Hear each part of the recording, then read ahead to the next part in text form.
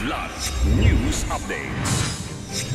Mga balita ngayon, higit 56,000 na pulis at security force ipapakalat sa undas. Kabayanihan ng mga nagbuwis ng buhay ginunita sa ika-8 anibersaryo ng Marawi Liberation. Rido ng 3 grupo sa Maguindanao del Sur na tuldukan na sa peace mediation. Ako po si Cesar Soriano para ihatid ang nangungunang mga balita sa buong kapuluan ngayon. Aabot sa 56,023 na pulis at mga tauhan mula sa iba't ibang ahensya ng seguridad ang ipapakalat para tiyakin ang kaligtasan ng publiko sa paggunita ng undas sa Nobyembre 1 at 2.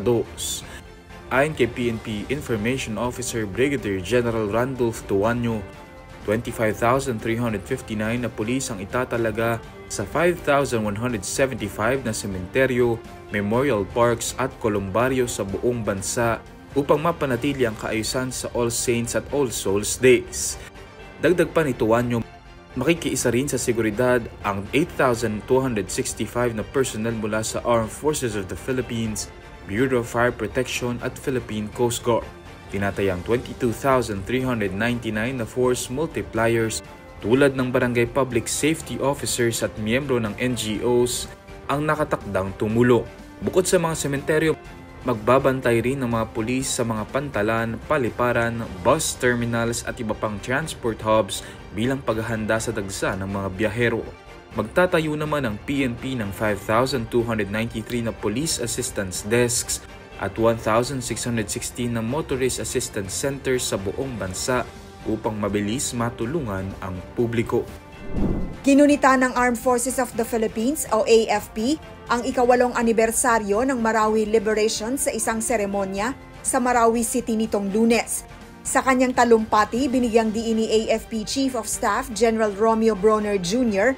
ang kabayanihan ng mga sundalo, pulis at sibilyang nagbuwis ng buhay sa Marawi Siege noong 2017 na anyay naglatag ng daan mula sa pagkawasak tungo sa muling pagbangon.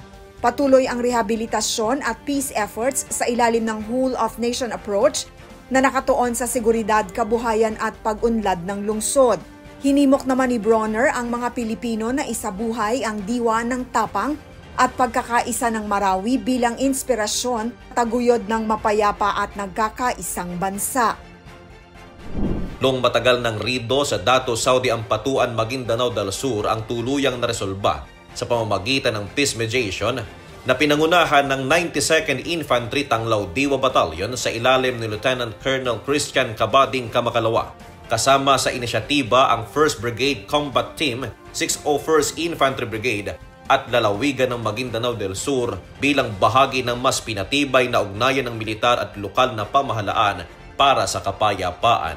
Gamit ang Conflict Mediation Framework ng 92nd IB na pagkasunduan ng mga nagbabanggaang angkan ang formal na pagtigil sa alitan. Dumalo sa permahan sina Governor Dati Ali Midtimbang at Brigadier General Edgar Catu na nagsabing ang kasunduang ito ay hakbang tungo sa pangmatagalang kapayapaan at pag-unlad ng lalawigan.